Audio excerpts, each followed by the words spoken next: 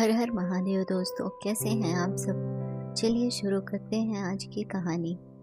नानी तेरी मोरनी को मोर ले गए, नानी तेरी मोरनी को मोर ले गए, बाकी जो बचा था काले चोर ले गए। आज रेडियो एफएम पर अरसे बाद यह गीत सुना। रचना अपने हाथ से सब्जियां और चाकू रखकर इत्मीनान से गाना सुनने लगी। कितनी सारी यादों ने इस गीत को सुनकर मचलना शुरू कर दिया। रचना की आंखों के सामने सालों पहले का दृश्य घूम गया। तब बेटी आन्या 4 बरस की थी। नानी का घर गर्मी की छुट्टियों की एकमात्र घूमने की जगह थी। तपती गर्मी में जहाँ 7-8 घंटे बिजली गुल रहती थी, मौसियों का हाथ पंखे से हवा देना होता था आन्या को। हर समय नानी से चुगलबाजी करती हुई आन्या अब बड़ी हो गई है। रचना को याद आया कैसे आन्या अपनी नानी को परेशान करती थी। नानी तेरी मोरनी को मोर ले गए गा गा कर। उसकी बातों का कोई सिर पैर नहीं होता था। पहले तो रचना को लगता था कि बेटा नानी के घर से ज़्यादा जुड़ा है, पर धीरे धीरे उसे एहसास हुआ कि आन्या को ही ज़्यादा लगाव है अपनी नानी के घर से। हो भी क्यों ना, आखिर लड़की है ना। जैसे जैसे साल गुजरते गए, बच्चों ने अपने बड़े होने की प्रक्रिया में नानी के घर जाना कम कर दिया। हाँ, बेटी ही कहने लगती, मम्मी आप हो आओ नानी के पास, मैं घर संभाल लूँगी, आपकी माँ है वो, साल भर इंतज़ार करती रहती हैं तुम्हारा, तुम्हारे ऊपर जिम्मेदारियों की कमी नहीं है। साल भर पर अपनी माँ को देखने जाना भी आपकी जिम्मेदारी है। अन्या की बातें सुन अक्सर रचना सोचती कि बेटियां मायके की अनकही पुकार कैसे सुन लेती हैं। अन्या घर में रहकर दादी दादा और अपने पापा की देखभाल अच्छे से कर लेती थी। अब जब से अन्या बाहर चली गई है पढ़ने, उसका मायके जाना भी कम हो गया है। उसके पीछे कौन संभालेगा घर। कभी गई भी तो आनन फानन में लौटना पड़ता है। देखते देखते दोनों भाई बहन बड़े हो गए, उनकी स्कूलिंग खत्म हो गई। पर मई आते ही माँ का पूछना कब आएगी खत्म नहीं हुआ।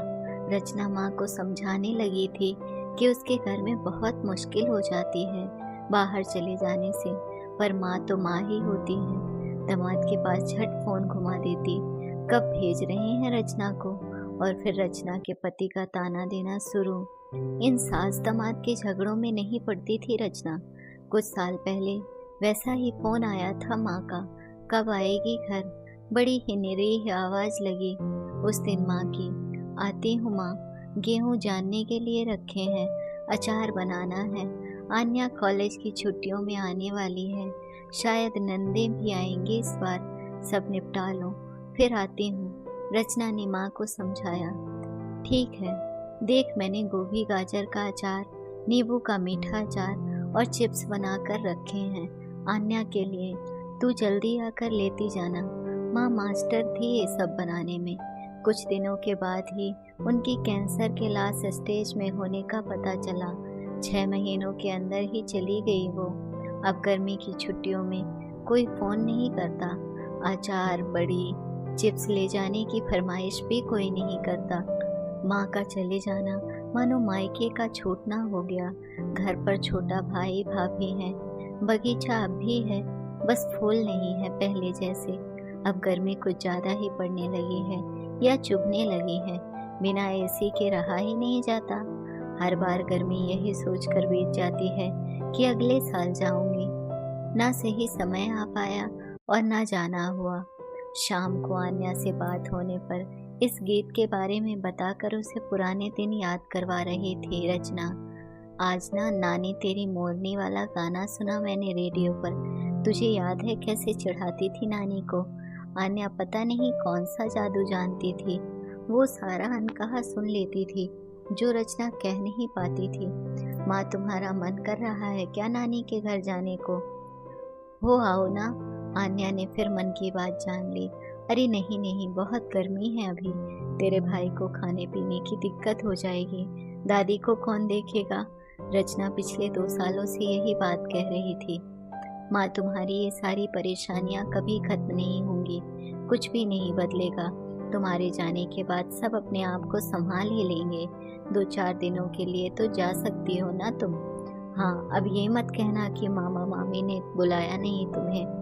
अपने घर जाने के लिए अपनों के निमंत्रण की ज़रूरत नहीं होती। क्या उन्हें भी तो बुरा लगता होगा जब तुम नहीं जाते।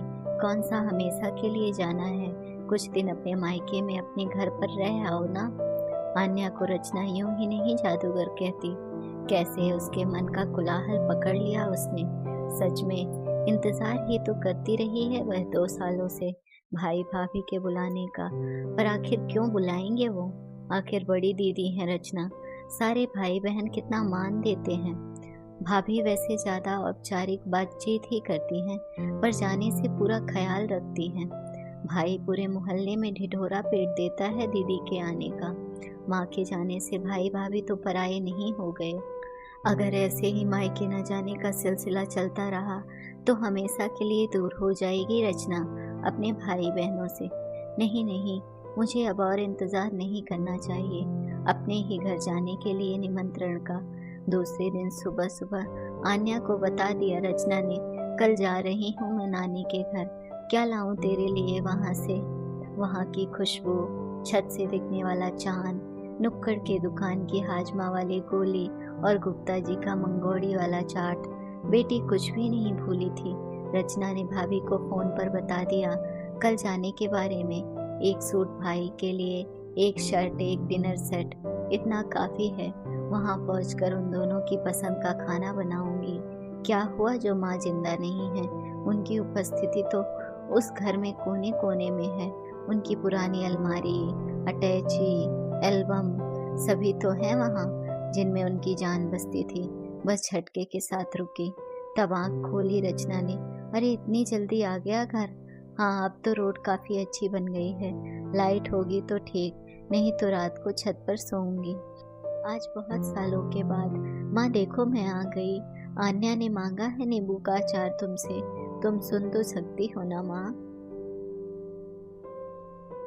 अगर आपको हमारी कहानी अच्छी लगी हो तो अपने दोस्तों के साथ भी शेयर कीजिए और कमेंट में ज़रूर बताइए कि कैसी लगी ये कहानी। और हाँ, चैनल को सब्सक्राइब करना ना भूलें। धन्यवाद दोस्तों।